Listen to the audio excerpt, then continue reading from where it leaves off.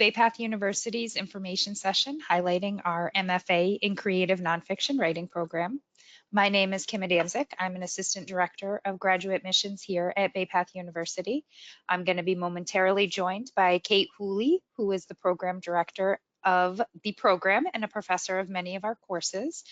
Together, we collaborate and combine the admissions process with the program itself, and we get you set up and ready to be successful in the program. Before I hand the presentation over to Kate, I'd just like to go over a few little things about Bay Path, who we are, and fully welcome you to the Bay Path community. Bay Path was founded in 1897 as a private, not-for-profit institution. We have campuses in Longmeadow and East Longmeadow, Massachusetts, as well as our online platform, which houses many of our graduate programs. Our student body is over 3,300 students, and we very proudly have over 22,000 alumni worldwide. And very importantly, we are accredited by the New England Commission of Higher Education. Bay Path students come to us to find a supportive and diverse community. We firmly believe that individuals have the right to a safe, accepting, and enriching higher education experience. And we are committed to fostering an environment in which diversity is welcomed and all individuals feel that they belong. Our faculty and staff foster close relationships with each student to ensure that they are supported in their educational goals and equipped to succeed. Students are empowered to become leaders in their careers, communities, with an innovative approach to learning that prepares them to flourish in a constantly changing world. Our students graduate with the applied knowledge, portable skill set, and confidence to thrive in their passions, identify and realize their dreams, and make a lasting difference in the world. Our programs bend and shape to our students' lives. Each person works, has responsibilities at home, and in home life. Somewhere they want to find time to fit in graduate school. Because they care about these futures, nights, weekends, or online, we work to help you make all those things possible.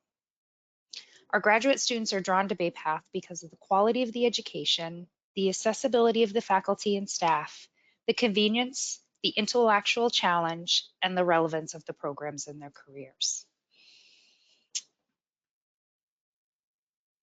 I would like to welcome Kate and hand the presentation over to her for a minute, and I'll be back with you in just a little bit. Thank you, Kim.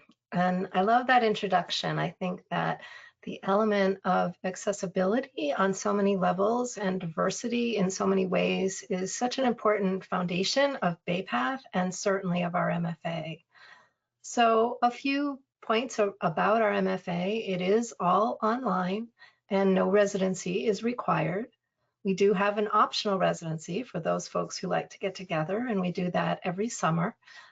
2 years here in the States and 1 year abroad is our current schedule. When you enter the MFA, you don't need to do this right away, but you have the choice of 3 professional tracks. All include internships, 1 in publishing, 1 in teaching creative writing, and 1 in narrative medicine and trauma writing. We do have rolling enrollment, which means you can join us in September for the fall semester, in January for our not really well-named spring semester here in New England, and in May for our summer courses. So whenever you'd like to join us, it's a good idea to get your materials in about 6 weeks before the beginning of that semester, because we do have requirements about what you need to send us, and we do want to review it carefully. Can we go to the next slide, Kim? A little bit about who we are. I like to read that line, even though I don't like to read slides, but dynamic community of talented writers. I feel like that's an excellent description.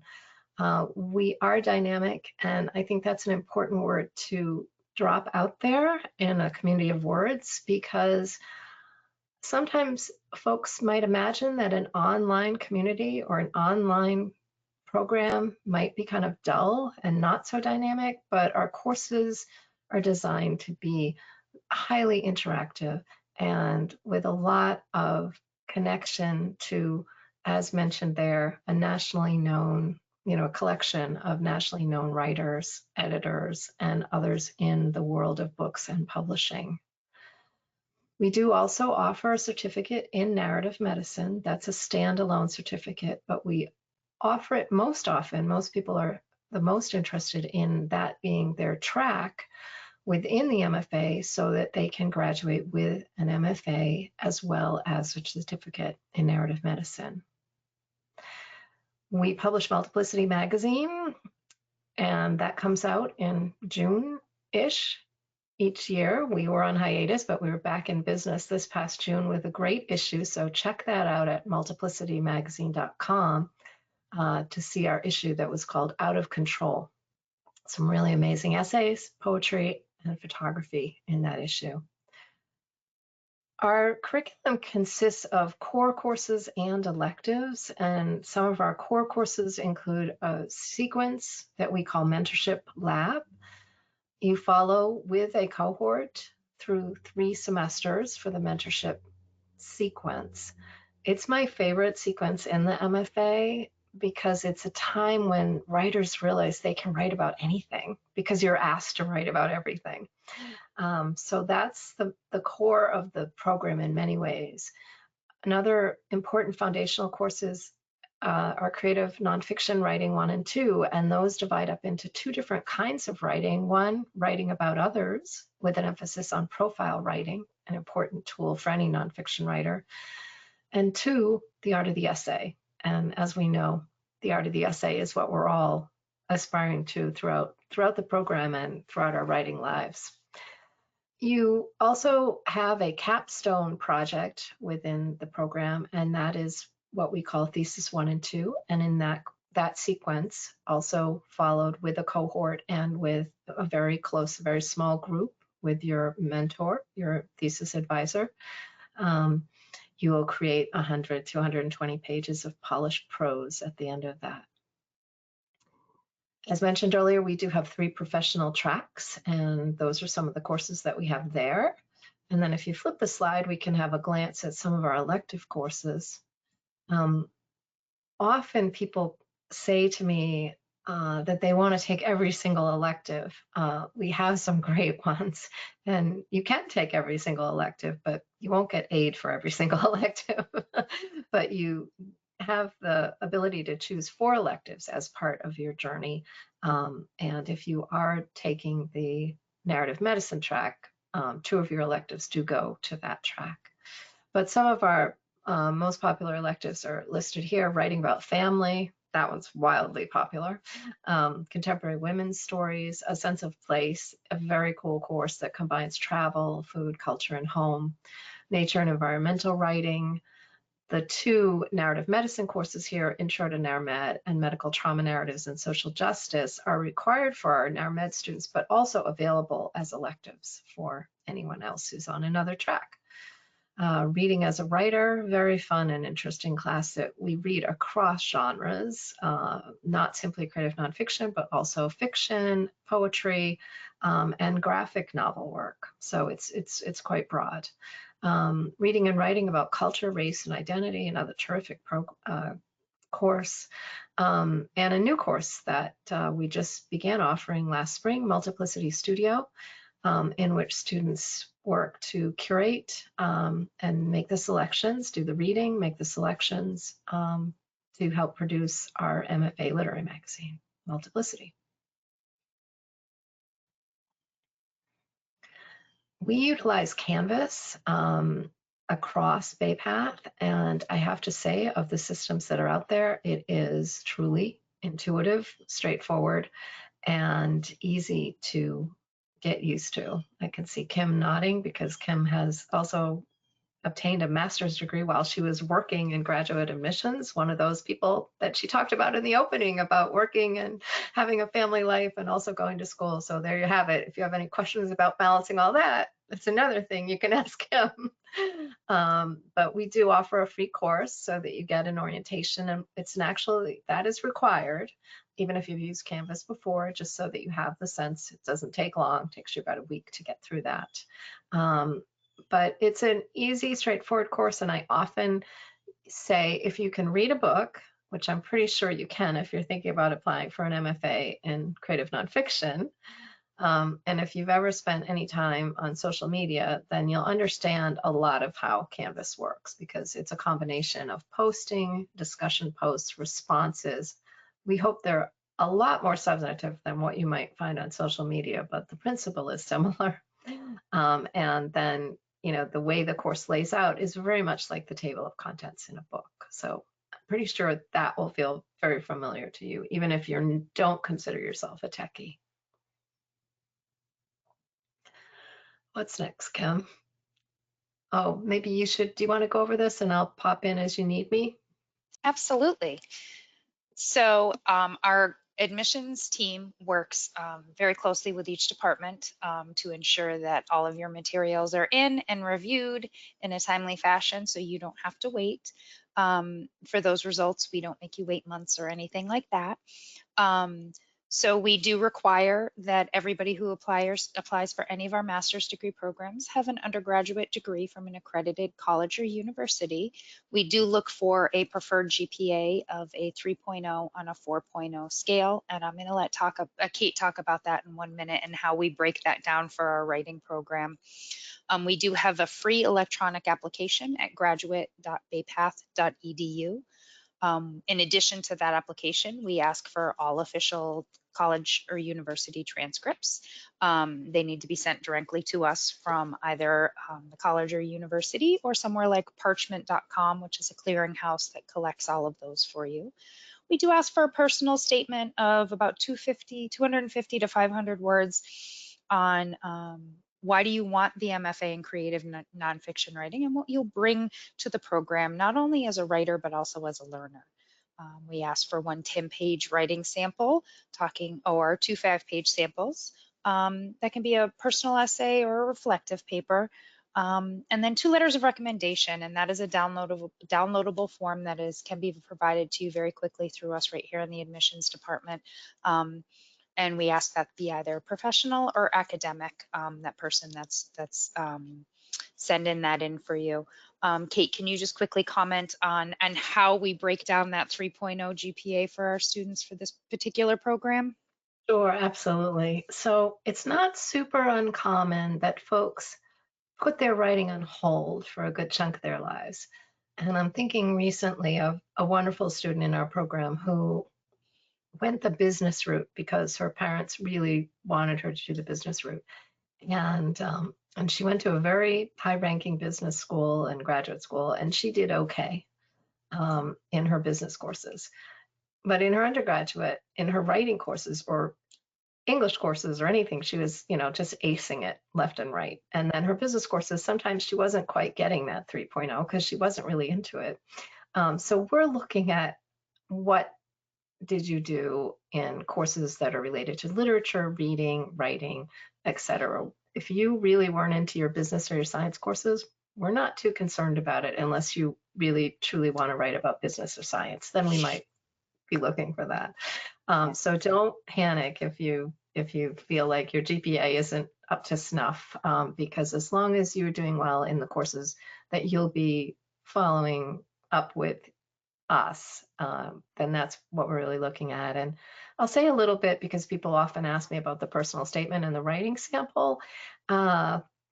If you are someone who's done a lot of journalistic writing, for example, and you don't have personal writing, you don't really write personal essays, we will provide you with a prompt if you'd like.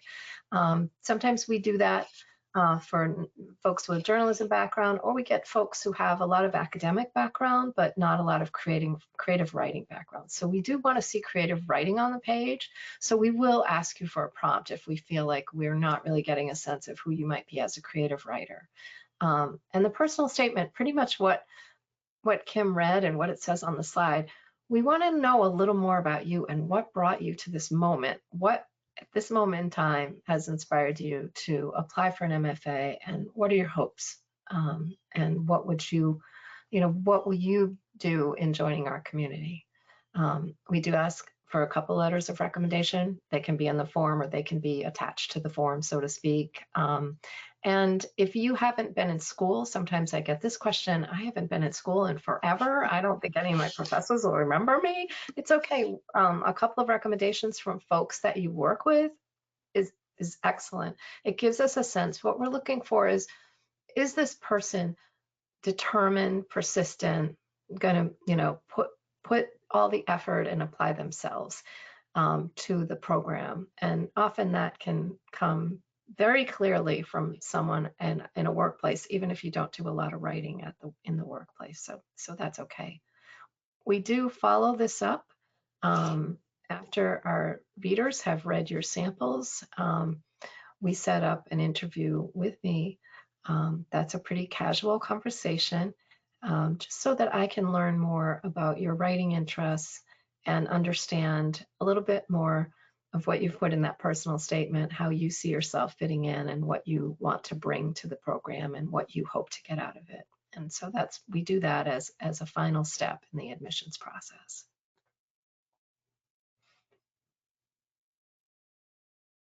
I'm going to talk very briefly about our financial services department. Something really important for each student coming into this program to know is that from the start of the application process until the time you graduate, our student financial services office is there to support you and help you answer your questions. The department is divided so that by alphabetically, all of our traditional undergrad, American Women's College students, and our grad students each have a breakdown of who their admissions officer is. You can reach out to them. You can reach out directly to them once you get their information. You can also reach out to the general financial aid website. It's listed there on the page, sfs@baypath.edu. You can also call that number and they're there to support you. They're available by phone, email, or in person. We do have a couple things specific to our graduate school that are really important for us to note. We have sessions the first Wednesday of each month to support you in how to pay for graduate school. That's an online information session. The team there gives you ideas for outside scholarships and different things you can do to help pay for that college degree that you're looking to finish up. And then FAFSA Fridays. Anybody who's done the FAFSA before, might be a long time ago, might be happy to know that while the process has been kind of consolidated and broken down for you, it is still a process to apply for FAFSA, and it might be a little intimidating. It was intimidating for me at first as well. So FAFSA Fridays are available to get live help with filing the financial aid application itself. In terms of financial aid at the graduate level, BayPath follows the federal guidelines, and we do have Stafford loans available for eligible students for up to $20,500 per year. And the good news is nobody in any of the programs that I help recruit for hit that $20,500 per year, but it is available for you. The only thing I'd like to add with that is I usually recommend that if people say, oh, I would really like to try to pay for it and avoid the student loans, we get that.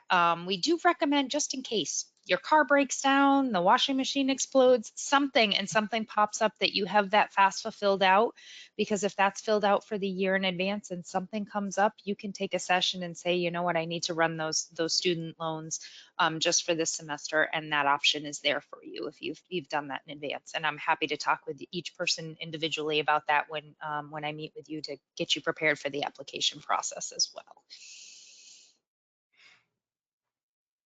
That's a really good point, Kim. I find in the MFA, a lot of our students do a combination of taking some aid and paying for some courses. And so if you've got the FAFSA, which I think is the weirdest combination of letters on the planet, Yeah. it's very hard to say.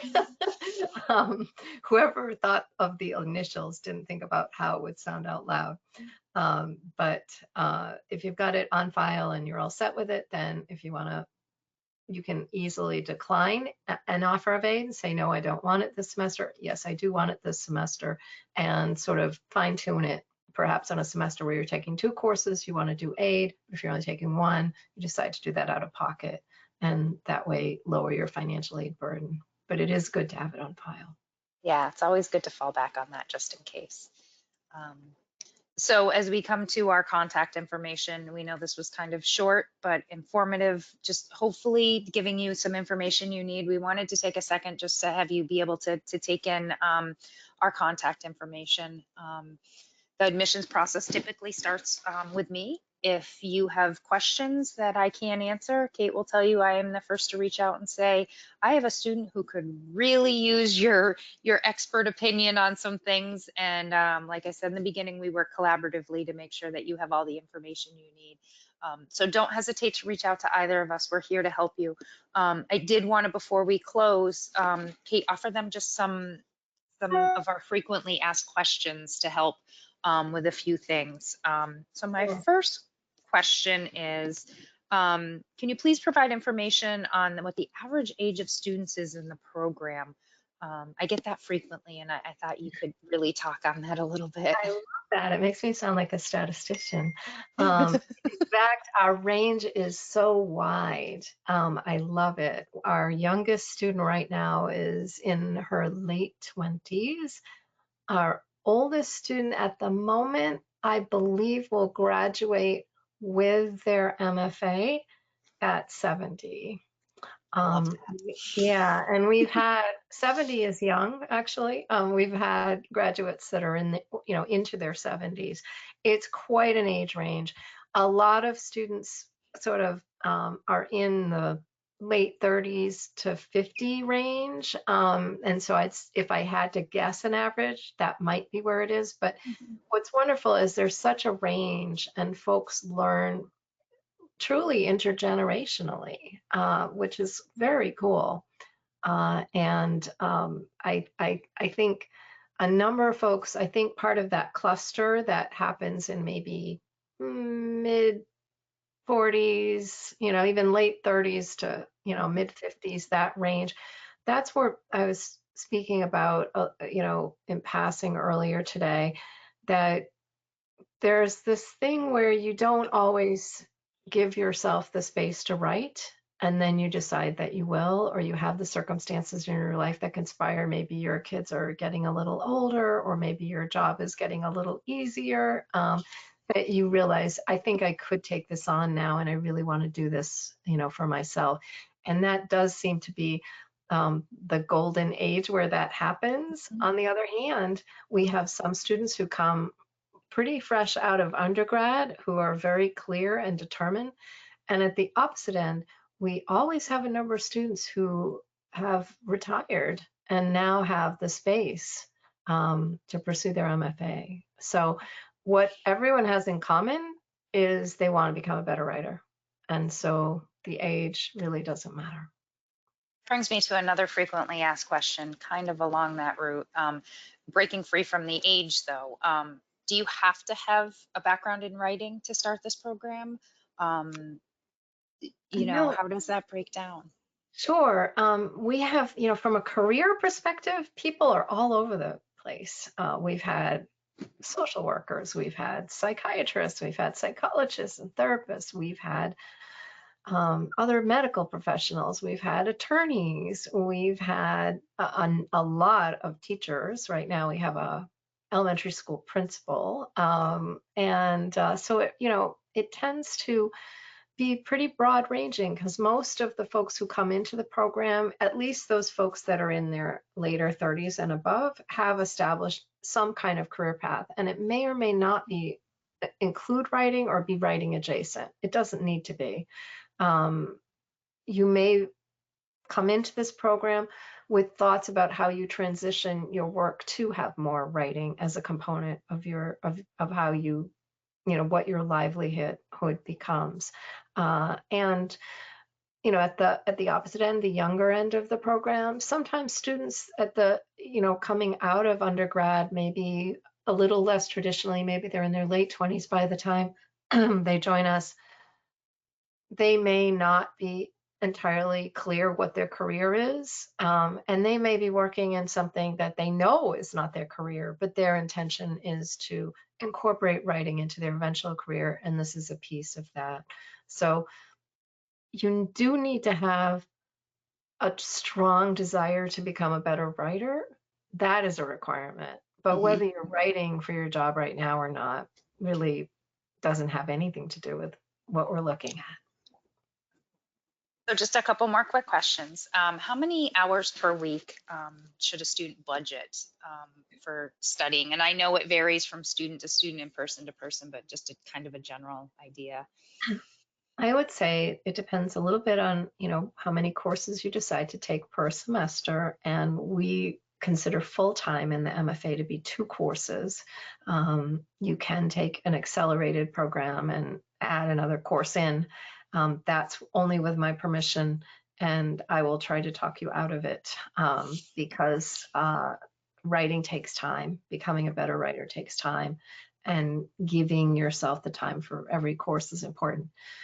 So I'm skirting around the question, but I will get to it, Kim. I want to point out that a number of students also decide to take 1 course at a time, or 1 course and then 2 courses, and we're adaptable that way because your life changes. And sometimes if you have young children, for example, the fall might be a time where you only take 1 course where you're trying to get them all settled into school, but then spring comes around, everybody's pretty good, you can take 2 courses. So that is variable. All that being said, I would say in general, between 10 to 15 hours a week, probably closer to 10 to 12, but there'll be weeks where you might have writing assignments. And if you spread them out like you're supposed to over the last 4 weeks, you won't have a crunch. But if you don't, then you might be at that, 15-hour mark or so. Many of our students work within their courses on the weekends. They open on Saturday mornings at 12:01 a.m. So we have what we think of as our weekend warriors. And then, you follow up during the week and, check in periodically. But as Kim mentioned at the beginning, many, if not all, of our graduate courses at BayPath are designed assuming that folks have busy lives. Wonderful. And the last question I frequently get, and I just didn't know if you could share a little bit on, is I know that textbooks can be really expensive for people, and I just really like to share BayPath's, especially this program, stance on that, so prospective students can understand that additional fee when coming into the program. Sure. I mean, the good news in the MFA is if we ask you to buy a book, it will be a book that you could buy at any bookstore in America. And so it won't be, we don't use any hardcore textbooks that cost $140 a book, probably more like $14.95. And many of the resources that you'll read a lot of short work, a lot of short essays and profiles as you move through the program, and those will be embedded within the course. So there'll be some courses. I'm thinking, for instance, of the publishing course, 2 semesters, no textbooks required at all. It's all embedded within the course. So textbooks don't tend to be a big cost with our program at all. It's wonderful because that can get expensive. All right. At this time, I would like to thank you all for taking the time to view this. Please do not hesitate to reach out to either Kate or myself. We're happy to help you through the admissions process and with any program information questions you might have. And just thank you so much for your time today. Kate, thank you for joining us for this. Oh, well, thank you for coordinating all this, Kim. I really appreciate it. And I'll just reiterate, feel free to reach out if you have questions, and do check out Multiplicity. And that might be an introduction to some of the things that we do here at the MFA. Thanks so much. Have a great day.